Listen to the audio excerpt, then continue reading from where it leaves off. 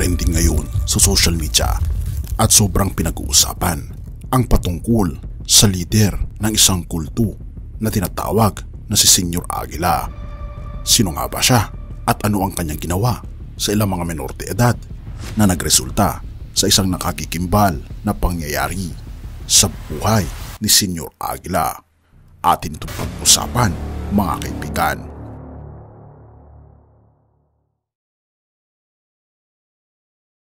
Isang malaking tanong, sino nga ba si Senyor Aguila?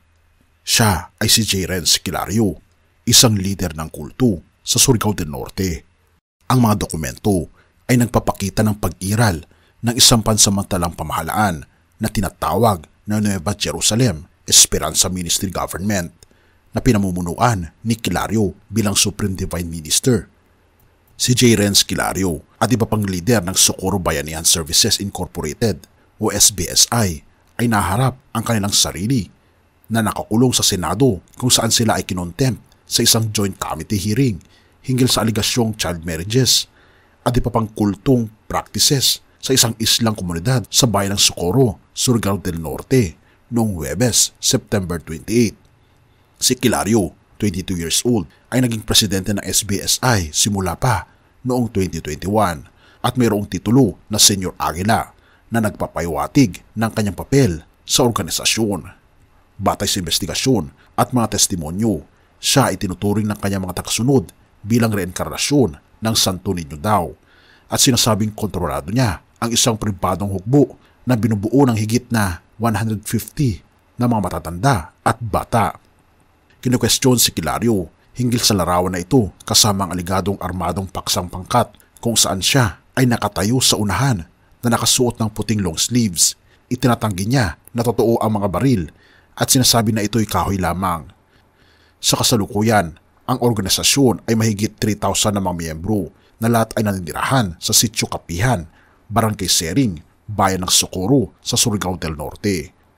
Ang mga menor de edad ay aligadong sumasailalim sa mahirap na pisikal na exercise at militar na pagsasanay upang maging isa sa mga Agila o mas kilala bilang mandirigma ng Diyos. Sa Senado, sinabi ng mga testigo na si Kilario ay nag-aasawa ng mga batang babae na maaring 15 years old patungong 18 years old. Ayon sa ilang mga pahayag, ang ilang mga menor de edad na kasalukuyang ikinakasal kay Kilario ay aligadong pinagtutulungan ito upang maligtas sa araw ng paghuhukom daw.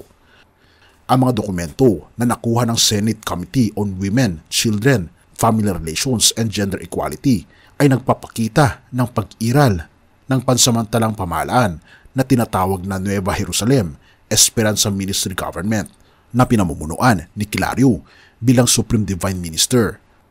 Kasama sa mga isinumite na dokumento ay isang form ng family planning na pagmamay-ari ng isang 15 years old na miyembro ng SBSI na may isang taong gulang na anak. Si Kilario ay pinanganak sa isang magsasaka na si Romel Kilario at asawang si Genji noong November 10, 2000 sa Barangay Nueva Estrella, Socorro, Surigao del Norte. Ayon sa sariling kwento niya, sa pagdinig ng Senado, hindi raw siya nakapag-aral ng high school. Sa kanyang mga kabataang taon, siya ay tinuruan ni Rosalina Lasala Taruk, ang yumaong pangulo ng SBSI na itinatag ang organisasyon noong December 20, 1980. Si Roaldin Taruk Florano, apo ng yumaong pangulo ng SBSI, ay nagsabi sa Senado na ang kanyang lola ay nais na si Kilario ang kumuha ng kanyang pwesto bilang presidente noong isang Christmas party noong Disyembre 2019. Si Florano ay dating guro ni Kilario noong ito'y nag-aaral pa sa Socorro National High School. Noong Hunyo 27, 2021, pumanaw si Taruk at pagkatapos ay si Kilario ang nag-assume ng pwesto bilang presidente. Nakakuha siya ng suporta mula kay Mamerto Galanida, isang dating 3 term na mayor ng Socorro at dating pangulo ng SBSI. Si Kilario ay naging Chief Executive Officer din ng Alt Entertainment, isang multimedia production company na may sariling local radio station sa Sitio Kapihan na tinatawag na Alt FM 105.5. Nang tanungin ni Senador Ronald De La Rosa kung bakit siya ang napili upang pumalit kay Taruk, sinabi ni Kilario na hindi niya alam kung bakit. isang pro-child advocacy group na nagsasabing ang Socorro Bayanihan Services Incorporated leader, J. Renz Kilario, ay dapat mapabilanggo at ang aligadong kulto niya ay dapat madisband para sa kaligtasan ng mga nagtestigo laban sa kanya sa Senate inquiry noong Huwebes, September 28. Sinabi ni Attorney Fiona Bohos ng Cebu for Human Rights, ang grupo na tumulong sa pagsasakatuparan ng aligadong pang-aabuso ni Kilario na ang tagasunod ni Kilario sa bayan ng Socorro ay nagagalit dahil sa investigasyon ng Senado at maaring gumanti sa mga pamilya ng mga menor de edad na nagtestigo. 3 menor de edad na gumamit ng mga alias na Jane, Coco at Renz ang nagsasabi sa mga senador na si Kilario na umano'y ginawang doomsday cult. Ang SBSI kasama ang core group ng supporters nito ay pilit na ipinakasal sila sa ibang miyembro na mas matanda sa kanila. Itinanggi ng lahat ng miyembro ng organisasyon na Socorro Bayanihan Services Incorporated o SBSI, kasama na ang aligadong lider ng kulto na si J. Renz Kilario, ang SBSI Vice President at dating alkalde ng Socorro na si Mamerto Galanida at iba pang lider ng grupo na sina Karen Sanico Jr. at Janet Ahok na pilit na ipinakasal ang mga menor de edad sa kanilang komunidad sa pagdinig ng Senate Public Order Committee noong Huwebes, September 28. Sinundan ang pagtanggi ng mga testimonyo mula sa hindi bababa sa 3 mga bata na nagkwento ng pagpipilitang pagpapakasal sa kanila, pagtutulungan sa sexual na relasyon sa kanilang mga itinakdang partners, pagkakait ng edukasyon at pag-undergo ng militar na pagsasanay para sa aligadong armadong paksang pangkat ng SBSI, ang Aguila Squad. At dahil dito, naglunsad si Senator Risa Hontiveros ng hakbang upang parusahan ang 4 na lider ng SBSI ng contempt at ngayon ay sila ay nakakulong sa Senado. Tunay nga mga kaibigan na ang panahon natin ngayon ay talagang lumalala. Ginagamit ni Satanas ang iba't ibang mga tao upang gawin ang kanilang ninanais. Kaya naman mag-ingat tayo sa ating mga pinaniniwalaan at hilingin sa ating Panginoong Diyos ang tunay na kasagutan patungo sa buhay na walang hanggan.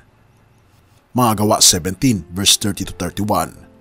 Ang mga panahon ng di pagkaalam ay hindi na nga pinansin ng Diyos, ngunit ngayon ay iniutos niya sa lahat ng mga tao sa bawat dako na magsisi.